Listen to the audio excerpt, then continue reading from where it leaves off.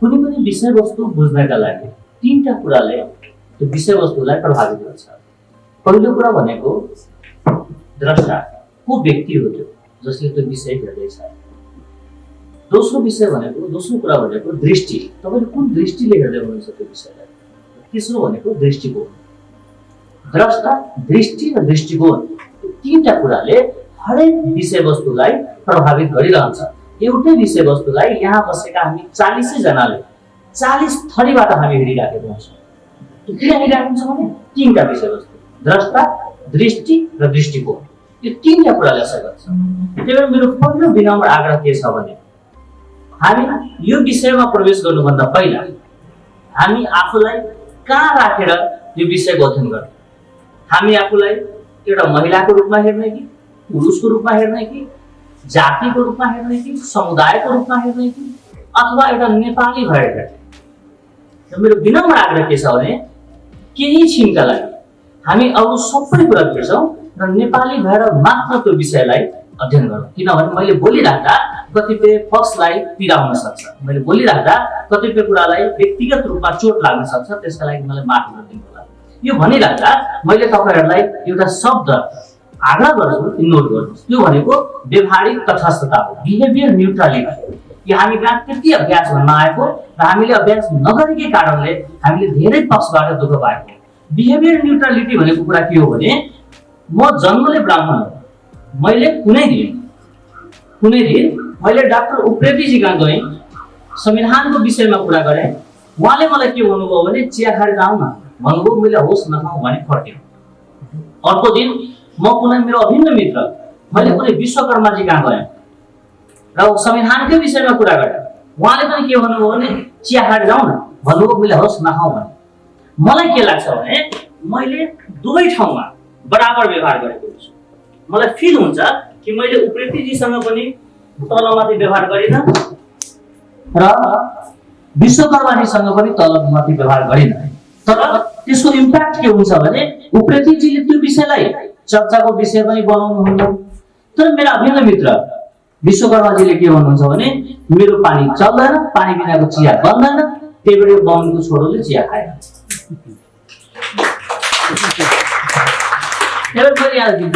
Behaviour न्युट्रलिटी अब आफूमा होइन, आफूले गरेको कामको परिणाममा हेर्नुपर्छ। यति भनिराख्दा म मान्छु कि वेद पढ्न सजिलो छ है, वेदना पढ्न गाह्रो छ। हामी वेद पढ्न सक्छौँ, सजिलै पढ्न सक्छौँ, सजिलै व्याख्या गर्न सक्छौँ, तर त्यो वेदना जो छ त्यो हामी पढ्न भइराखेको छैन। एउटा महिलाले पुरुषको वेदना पढ्न गएको छैन, पुरुषले महिलाको वेदना पढ्न गएको छैन, दलितले जनजातिले मधेसीको वेदना पढ्न गएको छैन। त्यो वेद पढ्यो जतिको सजिलो वेदना नहुँदो रहेछ। यति आग्रह गरिराख्दा मैले अब बल्ल विषयवस्तुमा प्रवेश गर्छु। जातिवाद समग्रमा भन्नुहुन्छ भने समाजलाई खण्डीकरण गर्ने एउटा प्रधान राजनीतिक आधार हो, जसले आफ्नो जातिलाई सर्वश्रेष्ठ ठान्छ र अरू जातिलाई हीन देखाउँछ। आफ्नो जातिको सर्वश्रेष्ठता कायम राख्न, आफ्नो जातिको वर्चस्व कायम राख्न, आफ्नो जातिका पात्रले गरेका निर्णयहरूलाई हुबहु सही कायम राख्न संघर्ष पनि गर्छ, प्रतिवाद पनि गर्छ, आवाज पनि उठाउँछ, क्रान्ति पनि गर्छ। र उसको उद्देश्य के हुन्छ भने मेरो जाति नै सर्वश्रेष्ठ हुनुपर्छ, चाहे त्यो सही हो या गलत हो। यो क्रममा जातिवादी सोच भएका मान्छेहरू आइना जस्तो बाँचेको हुँदैन, अधिकांश मान्छेहरू लेन्स जस्तो बाँचेको हुन्छ, जहाँ विषयवस्तुलाई फरक एङ्गलले तलमाथि देखाइराखेको हुन्छ। आफ्नो जातिलाई नै सर्वश्रेष्ठ मान्ने बाध्य तुल्याउने, आफूले पनि त्यही माइन्ड सेट गरेर बसिराख्ने र त्यो बाहेक अरू सत्य हुनै सक्दैन भने एउटा ठुलो भ्रममा बाँचिराख्नु चाहिँ आफ्नोमा जातिवाद। मैले योभन्दा बढी यो विषयलाई व्याख्या किन गर्नु पर्दैन भने मैले यहाँ हेर्दै गरेको अधिकांश अनुहारहरू आफैमा प्राज्ञिक तर्क छ र विषयवस्तुलाई राम्रो व्याख्या गर्छ। त्यसपछि हामीले पाएको अर्को विषय भनेको आरक्षण र सबलीकरण हो। आरक्षण के हो? आरक्षण दुई थरीको हुन्छ। एउटा आरक्षण जसलाई हामीले फ्ल्याट आरक्षण भन्छौँ, जसलाई हामीले एउटा समग्रमा यो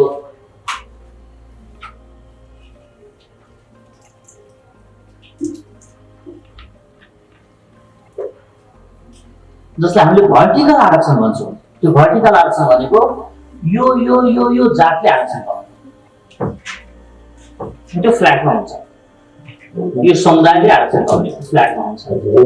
अर्को भनेको होरिजेन्टल आरक्षण, जस्तै महिला, गाउँको पनि महिला हुन सक्छ, दलितको, जनजाति, अरू पनि पक्षको हुन सक्छ, अपाङ्ग, फिजिकली पूर्ण नभएका अथवा अरू कुनै किसिमबाट राज्यले विशिष्ट खालको दिने आरक्षण जो जात वा समुदायमा आधारित हुँदैन, कुनै बनोट वा कुनै किसिमको फरक भारबाट त्यो आरक्षण राज्यले दिएको हुन्छ।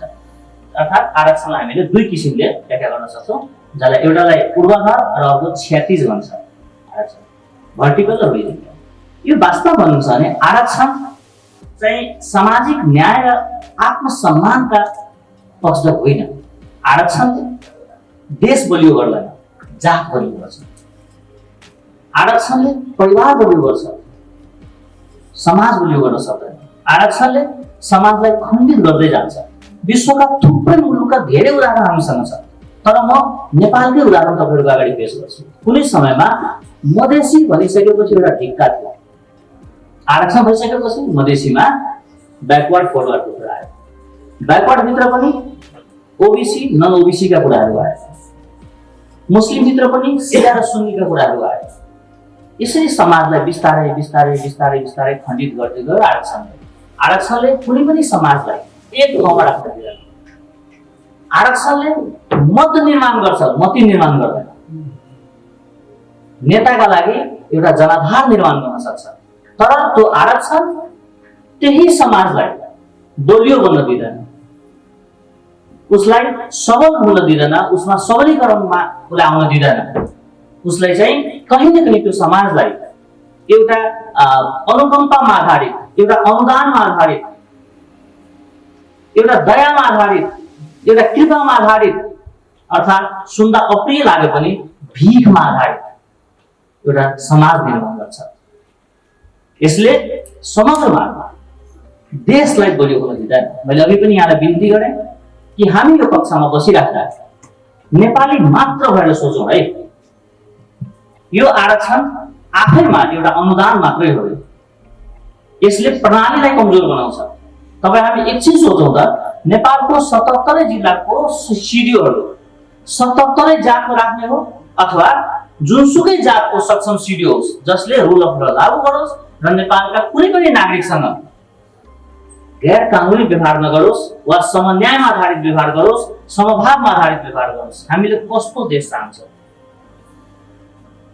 हामीले क्षमता सहितको राज्य निर्माण गर्न चाहन्छौँ वा जातिमा आधारित, आरक्षणमा आधारित, वर्गीय विभेदमा आधारित, समाजमा असमानताको निरन्तरता हुने गरी हामीले त्यो निर्माण र संरचना बनाउन चाहन्छौँ? हामी के चाहन्छौँ? हामीले देशलाई कता लान चाहन्छौँ? हामी यो देशभित्र जातलाई बलियो गर्न चाहन्छौँ वा सिङ्गो देशलाई बलियो गर्न चाहन्छौँ? हाम्रो सोच, हाम्रो लक्ष्य कतापट्टि छ? हाम्रो दृष्टि, हाम्रो दृष्टिकोण कतापट्टि छ? यो कुराले यो विषयलाई धेरै ठुलो प्रभावित गर्छ। वास्तवमा भन्नु छ भने लोकसेवा आयोगकै तपाईँ कुरा गर्नु न। लोकसेवा आयोगमा त्यहाँ प्रवेश गर्ने व्यक्तिहरू कोही दलित भएर, कोही जनजाति भएर, कोही महिला भएर, कोही मधेसी भएर, कोही फरक फरक धारबाट, फरक फरक झ्यालबाट प्रवेश गर्छ। जब प्रवेश नै फरक फरक छ भने त्यसमा समभाव कहाँबाट आउँछ?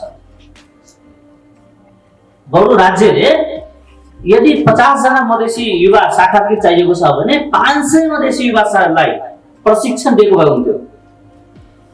1000 दलितलाई 1 वर्षको लोकसेवाको तालिम दिदिए हुन्थ्यो। 10,000 महिलालाई राज्यले आफ्नो खर्चमा लोकसेवाको तयारी गराइदिएको हुन्थ्यो। तर प्रवेशका द्वार जम्मा एउटा हुनुपर्थ्यो र त्यो नेपाली भएर मात्र हुनुपर्थ्यो। साझा प्रवेशद्वार भएको भए ती कर्मचारी जीवनभरि गर्वका साथ आफ्ना सहकर्मीसँग प्रस्तुत हुन्थे। सधैँ आफूलाई म पनि उही लेभलको सक्षम हो, म अनुकम्पामा आएको होइन भनेर दाबी गर्थे र अरूको तुलनामा समभावमा आधारित सोच राखेर देशलाई राम्रो परिणाम दिन सक्छ। तर राज्यले एउटा युवा गुमाउँछ, उसलाई आरक्षण दिन्छ, बाँकीले उसँग समभावको व्यवहार गर्दैन। उसको जब प्रमोसनका कुरा आउँछ बाँकी साथीले भन्छ त्यो त भइहाल्छ नि, त आरक्षण कोटाबाट आएको छ भन्छ। खाँदा खाँदै खाँदै उसलाई अपमानित महसुस हुन्छ।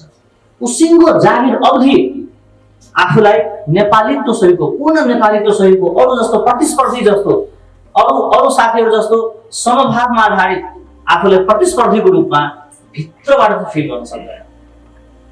अर्थात् राज्यले नीति नै बनाएर उनलाई अरू नागरिकसँग त्यो अवस्था निर्माण हुन नदिएको स्थिति देखिन्छ। त्यो भएर आरक्षणले संरचनालाई कमजोर गर्छ। प्रवेशका बाटाहरू फरक भएपछि प्रभाव र परिणामहरू पनि फरक फरक हुन्छ। आरक्षणले मनभिन्नता ल्याउँछ। दुईजना साथी परीक्षा दिइराख्दाखेरि म यति नम्बर ल्याए पनि हुँदैन, ऊ चाहिँ यति नम्बर ल्याए पनि हुन्छ भने उसको मनमा आइराखेको हुन्छ। परिणाम हेर्दाखेरि पनि उसको नागरिकहरूको बिचमा नेपालीको बिचमा मनभिन्नता त्यसले ल्याइराखेको हुन्छ। आरक्षणले खिन्नता ल्याउँछ। आरक्षणले द्वेष, दूरी र घमण्ड निर्माण गर्छ। आरक्षण दीर्घरोग हो, दीर्घकालीन समाधान सबलीकरण मात्र हो यसको। आरक्षण पूर्णता बन्द गर्न गरी लक्षित समूहलाई पूर्व तयारी वा पूर्व लगानी गराएर सबलीकरणको माध्यमबाट संरचना बलियो बनाउनु पर्छ। प्रवेशद्वार एक मात्र र समान स्तरको हुनुपर्छ। जातीय, क्षेत्रीय, धार्मिक र भौगोलिक आधारमा आरक्षणहरू हुँदैन। समस्या वर्गीय हो। रोग, भोग, गरिबी, अशिक्षा यो जातका आधारमा हुने होइन। जब समस्या जातीय होइन भने त्यसको समाधान जातीय कसरी हुन सक्छ? वर्गीय समस्याको जातीय समाधान जबसम्म खोजिरहन्छ तबसम्म द्वन्द्वका खेती भइरहन्छ। तबसम्म द्वन्द्व उद्यमीहरू अर्थात् त्यस्ता व्यक्ति जसले आफ्नो बुद्धिको प्रयोग द्वन्द्वको उद्यमको रूपमा अगाडि ल्याउँछ र राज्यलाई कमजोर गर्छ, आफ्नो आफूलाई, आफ्नो परिवारलाई, आफ्नो समाजलाई, आफ्नो जातलाई बलियो गर्न खोज्छ। त्यस्ता द्वन्द्व उद्यमीहरूको लागि यो एउटा पक्षपोषणको विषय बन्दैन। त्यही भएर क्षमता अभिवृद्धि गराएर सबलीकरणको माध्यमबाट साझा संरचना निर्माणमा हामीले जोड दिनुपर्छ। मैले आरक्षण किन हुनु हुँदैन भनेर केही मुद्दाहरू तपाईँहरूको अगाडि राख्छु, त्यसपछि खुल्ला छलफल पनि गरौँला। आरक्षण जातिगत आधारमा हुनु आफैमा एउटा विभेद हो। आर्थिक र विकटताका आधारमा राज्यले सबलीकरणको रूपबाट संरचनालाई साझा बनाउनु राम्रो पक्ष हो। तर जातका आधारमा आरक्षण दिनु समग्रमा राज्यका संरचनालाई नै कमजोर गर्ने स्थिति छ। मलाई एउटा घटना याद छ कि मेरा छिमेकी राष्ट्रबाट एकजना दलित नेताले आफैद्वारा आरक्षण दिलाएका डाक्टरसँग आफ्नो उपचार गराउन चाहेन। म नाम लिन चाहन्न, तर जो आफै आरक्षणको पक्ष पोषण गर्छ ऊ आफै आरक्षित कोटाबाट आएका प्रोफेसरबाट आफ्नो बच्चालाई पढाउँदैन। आरक्षण कोटाबाट आएका डाक्टर चाहे जतिसुकै सक्षम हुन्, तर आरक्षण कोटाको डाक्टर हो भनेपछि उनले आफ्नो शरीरको अपरेसन गराउन चाहँदैन। भनेपछि आरक्षण त देशका लागि होइन रहेछ। आरक्षण त अमुक जातका लागि, भोटको लागि, दलका लागि एउटा पपुलिस्ट कुरा, समाजलाई कमजोर बनाउने नेताहरूको पक्षमा। नेता भन्दा अन्त नलिनु होला, हामीसँग थुप्रै नेताहरू हुनुहुन्छ, तर त्यो नेता जसका आधार देश होइन रहेछ त्यस्ता व्यक्तिका लागि आरक्षण एउटा हतियार हो। आरक्षण राजनीतिक हतियार हो। यसले मत दिन्छ, मती दिँदैन। अनवरत समाजलाई खण्डित गरी बस्ने माध्यमबाट छ। यसले देश र समाजलाई सद्गतर्फ धकेल्छ, गति र प्रगति दिन सक्दैन। वर्गीकरण र विभेदको निरन्तरता भएर छ। अप्हेलित, कमजोर र निगाहमुखी निरी जस्तो अमानवीय पक्षलाई वैधानिकता दिनु र एक आपसमा लडाई राख्नु आरक्षणको मूलभूत कुरा हो। आरक्षणले जहिले पनि समाजलाई एकअर्कासँग लडाई रहन्छ। समाजका विभिन्न क्लस्टरहरूलाई एउटाको विरुद्धमा अर्कोलाई उचालिरहन्छ। आरक्षणले बौद्धिकतालाई अपमान गर्छ। कोही दलित मभन्दा धेरै विद्वान हुनुहुन्छ, तर उहाँ आरक्षण कोटाबाट आउनुभयो भने उहाँप्रति अरूको धारणाले उहाँलाई पीडा दिइराखेको हुन्छ। यदि उहाँ खुल्ला प्रतिस्पर्धाबाट आउनुभयो भने उहाँप्रति अरूले सम्मान गरिराखेको हुन्छ। जीवनभरि आरक्षण कोटाबाट आएका व्यक्ति स्वयंले पनि समभावको वातावरण पाइराखेको हुँदैन। यसले क्षमताको अपमान गर्छ, योग्यताको अवहेलना गर्छ, यो मानवताको पनि अपमान गर्छ। आरक्षणले ब्रेन ड्रेन ल्याउँछ। एउटा देशका लागि सबभन्दा ठूलो क्षतिको विषय के हो भने बौद्धिकता पलायन। त्यो ब्रेन ड्रेनले त्यो मुलुक कमजोर हुँदै जान्छ। एउटा छिमेकी मुलुकमा आजभन्दा धेरै वर्ष पहिला आरक्षण आयो, तर आरक्षणको विषयमा त्यहाँ अनुसन्धान गर्ने एउटा समूहले के निकाल्यो भने आरक्षण पाउनुपर्ने समाजभित्रबाट पनि जम्मा 2% परिवारले 3 पुस्तदेखि आरक्षण पाइरहेको छ। अर्थात् आरक्षणले क्रिमी लेयर पनि निर्माण गर्दो रहेछ। आरक्षण पाउनुपर्ने समाजभित्र पनि एउटा क्रिमी लेयर निर्माण गर्छ, जसलाई हाम्रो सुप्रिम कोर्टले तरमारा वर्ग भनेको छ। त्यो क्रिमी लेयर जसले आरक्षणलाई आफूभन्दा पछि आफ्नै परिवारको, आफ्नै जातको, आफ्नै समाजको मान्छेलाई त्यो अवसर दिँदैन। पटक पटक त्यो अवसर आफै लिएर आउँछ, पटक पटक त्यही परिवारलाई आमन्त्रित भइरहन्छ। एउटा निश्चित परिवार चाहिँ त्यो आरक्षणको लाभ लिन्छ र त्यो तलसम्म आउन दिँदैन। त्यसले एउटा क्रिमी लेयर त्यो समाजभित्र पनि निर्माण गरिदिन्छ। क्षेत्र, समुदाय, धर्म, वर्ग र लिङ्गका आधारमा नागरिकलाई विभाजन गरिदिन्छ आरक्षण। र विभाजन समग्रमा राष्ट्रिय एकताको पक्षपोषण गर्न सक्दैन। अवसरका लागि नयाँ नयाँ तबकाहरू जन्माउँछ। मैले अघि पनि यहाँ आग्रह गरेँ कि आरक्षणमा पनि नयाँ नयाँ तबकाहरू, आरक्षण पाउनुपर्ने समाजभित्र पनि नयाँ नयाँ ग्रुपहरू जन्मिन थाल्छ। अहिले तराईतिर देखिन्छ ओबीसी भित्र पनि नयाँ नयाँ कुराहरू, दलित भना महादलित भन्ने शब्द प्रयोग गर्ने अर्को एउटा तबका निस्किने। त्यो विभिन्न तबकाहरू आरक्षणलाई त्यो आउन थालेको छ। आरक्षण समग्रमा राष्ट्रिय दृष्टिकोणले हेर्नुहुन्छ भने एउटा दीर्घकालीन 20 वृक्ष हो। यसले सम्मानित र मर्यादित नागरिक बन्ने अवसर दिँदैन। सम्मानित र मर्यादित नागरिक बन्न बनाउने कार्यका विरुद्धमा ल्याइएको अस्त्र समाजमा द्वन्द्व र दूरी निर्माण गर्छ। मैले पुनः दोहोऱ्याएँ, आरक्षणले दीर्घकालीन रूपमा द्वन्द्व र दूरी निर्माण गर्छ। त्यसैले आरक्षणलाई हामीले पूर्णतः खारिज गरे सबलीकरणको माध्यमले जानुपर्छ। आरक्षण र सबलीकरण बिचको फरक के हुन्छ भने मेरा श्रद्धेय दाजु एकीकृत शक्ति नेपालका अध्यक्षले धेरै पहिला मलाई भन्नुभएको थियो कि बगरमा कुनै त्यो टुसा पलाएको एउटा रुखलाई वा एउटा बिरुवालाई ल्याएर काठमाडौँमा गतिलो ठाउँमा राखेर मलपान हालेर हुर्काउनु चाहिँ आरक्षण हो। त्यही माटोलाई सबल गरेर त्यो जस्तो हजारौं रुख ती उम्रिने खालको वातावरण बनाउनु, त्यो चाहिँ सबलीकरण। त्यसले समाजलाई सबलीकरणमा लानुको विकल्प छैन। एउटा उदाहरण तपाईले हेर्नुभयो भने लोकसेवातिर तपाईले हेर्नुभयो भने कतिपय व्यक्तिहरू धर्म परिवर्तन गरेर अर्को धर्म अँगालिएको सक्नु भएको छ। यो व्यक्तिगत स्वतन्त्रता हो, हामीले सम्मान गर्नुपर्छ। जो व्यक्ति अब हिन्दू छैन उनले लोकसेवाको फर्म भर्दाखेरि धर्ममा चाहिँ क्रिश्चियनमा टिक्लाउँछ, तल दलितमा टिक्लाउँछ। क्रिश्चियनमा दलित हुन्छ भन्ने मलाई चाहिँ थाहा छ, तर त्यतिखेर त्यो टुल किन युज गर्छ ताकि त्यो अवसर दिन सकोस्। यसै कमजोर पक्षहरू कतिको छन्। तर समग्रमा हेर्नुहुन्छ भने आरक्षण देश हितमा छैन, यो समाज हितमा छैन, त्यो परिवारको हितमा पनि छैन। यो समग्रमा आरक्षणले चाहिँ सिस्टमलाई सुरुमा कमजोर बनाउँछ, पछि कोल्याप्स हुन्छ।